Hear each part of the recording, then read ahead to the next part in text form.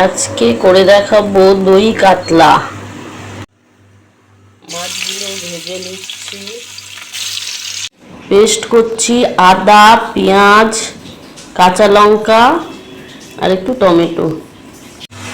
মাছগুলো তুলে নিচ্ছি। মশলায় লাগছে পেঁয়াজ, আদা, রসুনের পেস্ট, একটু টমেটো পেস্ট আর দই একটু নুন দিয়ে ফেটিয়ে নেওয়া। ফোড়নে দিচ্ছি লঙ্কা, জিরে আর আট আর এলাচ, দুটো লবঙ্গ আর গোলমরিচ দিয়ে দেবো পেঁয়াজ কুচি।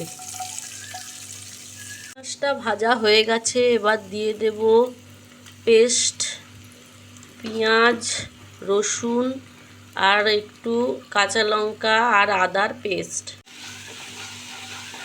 এবার দিয়ে দেব একটু লঙ্কার গুঁড়ো, হলুদের গুঁড়ো আর একটু জিরে দিয়ে নাড়াবো। দেব একটু টমেটো পিউরি।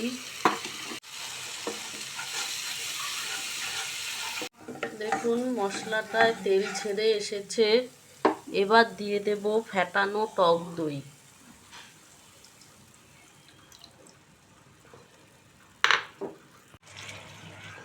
নাড়িয়ে চাড়িয়ে দেব যতক্ষণ না তেল ছাড়বে ততক্ষণ করতে হবে।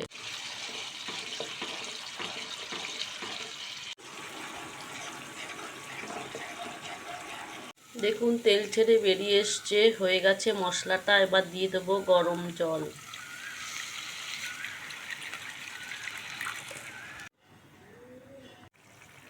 ঝোলটা ফুটে গেছে, এবার দিয়ে দেব মাছগুলো। মাছগুলো দিয়ে আরো খানিকক্ষণ ফোটাবো। ঝোলটা ফুটছে,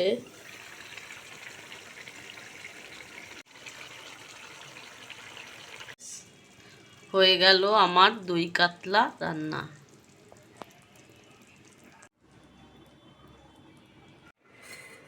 নামানোর আগে দিয়ে দেব একটু গরম মশলার গুঁড়ো।